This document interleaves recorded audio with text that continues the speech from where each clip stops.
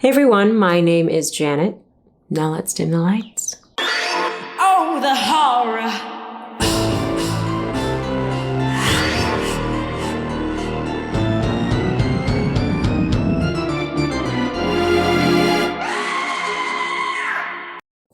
Hey guys, future me here. So June did not go as planned.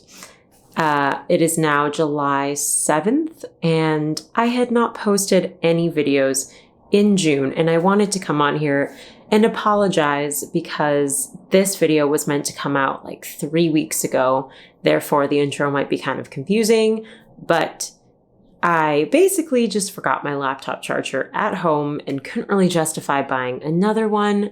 And so I finally did end up doing that towards the end of my trip because I just felt so guilty about not posting like I said I would. And I was just so busy having fun that I didn't even get around to editing. So I do apologize. The intro is going to be a little bit confusing because I did film it before this trip. So basically just disregard everything I say in it. And thank you for being patient, and thank you for being here and watching. Oh, we're still zoomed in. Okay. Hi, guys.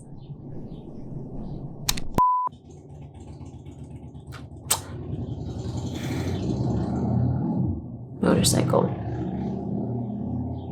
Okay. Hey guys, welcome back to my channel where we talk about all things spooky, uninviting, and downright horrific.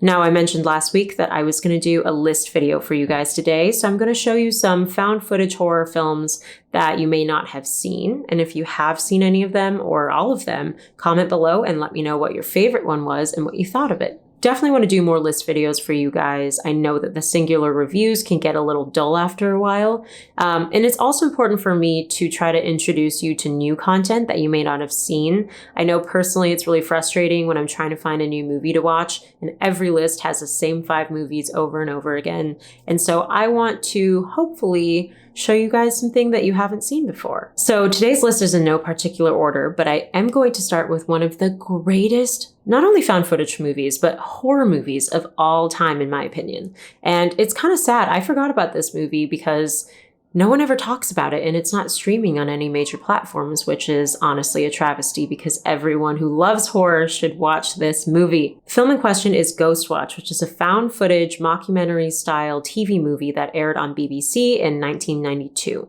It's directed by Leslie Manning, and not only is it spectacularly executed, but it is so quintessentially 90s. So if you're old like me, it is the most nostalgic shock to the system. The film takes place during a BBC live studio news taping of a paranormal investigation and features real-life journalist Michael Parkinson. He's accompanied by parapsychologist Dr. Lynn Pascoe as the two follow along with the Ghostwatch team as they are on location investigating the poltergeist activity at a suburban London abode. At first, Parkinson is skeptical of the investigation and existence of the paranormal in general, but as callers are invited to share their stories and as the activity builds in the investigation, his belief system is rocked and he finds that he can no longer explain away what's happening in front of his very eyes. Ghostwatch is actually based off the real-life Enfield poltergeist case, which occurred between 1977 and 1979 in North London and involved 2 young sisters, just like the ones in the movies, as they're plagued by paranormal activity. Now, there is a lot of speculation that this was all a hoax to garner media attention, but who really knows? If this at all sounds familiar to you guys, it is also the subject of the more popular Conjuring 2 movie. I fucking love this movie. I first watched it back in college, and this is actually only my second time watching it, but now that I've rediscovered it, it's going to be a regular watch for me. I mean, it's so well executed and so believable. There's a phone number in the movie where people can call in and tell their ghost stories, and it led to a real phone number back in the day, and when people would call in, there would be a message that just reassured them that this movie was in fact fiction. And it was so believable that the BBC actually considered pulling it before it even broadcasted because they were afraid of what the reaction might be and that it would actually cause panic. If that doesn't convince you to watch it, hopefully this review will do the trick. Now, the only thing is, as I mentioned earlier, it's not streaming on anything. So how did I watch it, you ask? I just Googled where to watch Ghostwatch, and it popped up on this website called archive.org, which has honestly been my best friend on this journey. They just have an assortment of movies that you can't seem to find anywhere else. And I think it's legit. It's a .org, so I can only assume. Next, we'll talk about a more recent film called Profile, which came out last year in theaters and I believe VOD, but it was during a time when no one was really going to the movie theater. I mean, I was, because I really can't live without it, but you'd walk in there and no one was sitting in the theater. So I kind of feel like this movie might have gotten overlooked because of the time that it was released. I'm not sure. But either way, it really does deserve a buzz. It's a screen-life film, which means it exists entirely on a shared screen, either through a computer or a laptop, which I personally consider found footage. But if you disagree, leave a comment below because I'd love to know what you think. This film, which debuted in 2018 at South by Southwest, was directed by Timur Bekmambetov, who is otherwise known for one of my favorite movies, Unfriended Dark Web, which is so random, but if you've seen the movie, you will understand why. It's so much fun. And it also is a screen-life film, so I guess this is his forte. Profile is a different kind of horror movie. It features journalist Amy, who is facing some big life changes and is in desperate need of a story to hit. She decides to investigate the recruitment of young women into ISIS and commits herself to go undercover to get the full scoop on this dangerous operation. Knowing the risk she's taking, she creates a fake Facebook profile and flirtatiously lures handsome Bilal, a known member of ISIS, into a false relationship. However, as she gets more involved in her investigation, the line between journalistic professionalism and human instinct is blurred, which leads her down a treacherous path. I personally love this one. I went and saw it twice in the theaters in the middle of a pandemic, if that means anything. But as I was doing my research for this, I did come across Roger Ebert's review of it. And boy, he scoured it. And you know what? As I was reading, I did understand some of his points. I could see how some stereotypes might have been perpetuated or glorified. So there you have it. You've been warned. What I really liked about this film was the realism that it portrayed. I mean, I think that they did actually use real footage mixed in with their footage. And that's why I call it a different kind of horror movie. Because as you're watching this, even though this one story is fictional, this kind of shit happens every single day, and isn't that the real horror? Profile is streaming on HBO Max and is also available to rent on most streaming platforms. Moving on to The Deep House, which is also a pretty new one. I had no idea that it came out last year when I watched it. I was just like, oh, what is this horror movie that no one's ever talked about? And it's actually amazing.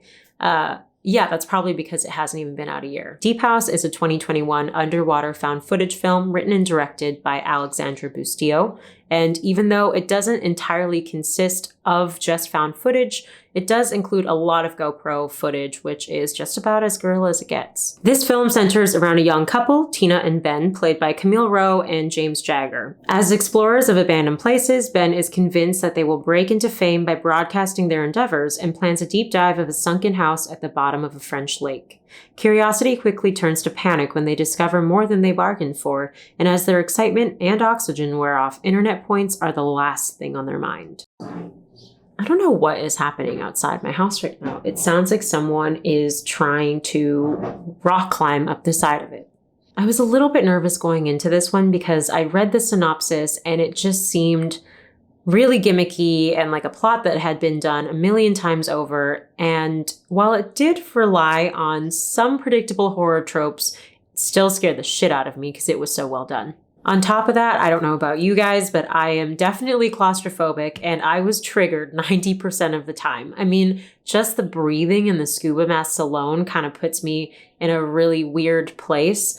And I guess this is very sadomasochistic of me, but I have a true deep fear of deep water. And that's kind of why I love horror movies that take place in the ocean, because it really triggers that real life fear that I have of it. And it makes it so much more exciting for me because I can put myself in that place. I think it might have been Eli Roth, but I've read this quote a long time ago and it's stuck with me ever since. And it's something along the lines of extreme pain and horror is great and all, but what really gets you are the little things like getting a really bad hangnail or getting a paper cut, because those are all things that we can picture having happened to us. I mean, yes, someone gets beheaded and it looks awful and fucking gruesome, but we've never felt that pain, so you can only relate to it to a certain degree. And that's why I think movies that really tap into realistic fears are truly the best ones. The acting in this was subpar. I mean, I feel like that's the best you can expect of a model turned actress, but the scares were divine. I mean, I watched this one alone and I jumped and jumped and jumped again. I mean, it was just, it gets you. I mean, just being underwater and running out of oxygen, that's enough to scare the shit out of me. I highly recommend this one. It's not exactly plot heavy, so be warned about that. But if you are just looking for a fun jump scare kind of movie, this is the perfect one for you. And The Deep House is available to watch for free on Amazon Prime as well as Paramount Plus. All right, so I am a little bit nervous to talk about this last one, which is why I kind of saved it to the end. I do need to warn you, and I will be annoying and continuously be checking in about this, but the subject of this movie is incredibly triggering, especially in light of recent events. So if you are at all unsure about how much of this you can handle, I wouldn't even recommend continuing the review. So I originally kind of based this episode off of this film, and then the Uvalde shootings happened literally a day later. And I'm not going to lie, it certainly felt really off-putting to know that we had just watched this movie. And I think I felt this lingering sense of guilt for having watched it, even though I did, of course, watch it before any of these events happened. I think the odd timing of it all and just how visceral the film was really just threw me off for several days. It's definitely impactful, and I would just really think twice about whether or not it's something that you think you can handle. If you're a sicko and this is all piquing your morbid interest, I won't judge you. But I do really need you to know that the subject matter of this film is incredibly uncomfortable and just so close to home with everything that's been going on lately. So I just want to warn you again, if you don't know if you can handle something like this, I would really err on the side of just not watching it. The reason I am still including it in this review is because I do think that it is an incredible piece of work and very impactful, highly disturbing, and so truly believable. And I feel like that really is kind of the point of a found footage film. So the last film I'm going to talk about today is one called 0 Day. Now, this film is nearly impossible to track down because of its subject matter. It has been removed from pretty much every major streaming platform and most corners of the internet. I was able to find it again on archive.org, but I'm not even going to include any snippets of it like I normally would, because I don't want to impose a second of this film on anybody unless they are willingly seeking it out. Released in 2002, this found footage film, written and directed by Coccio, plays out as a manifesto for two outcast teens who are planning to shoot up their school.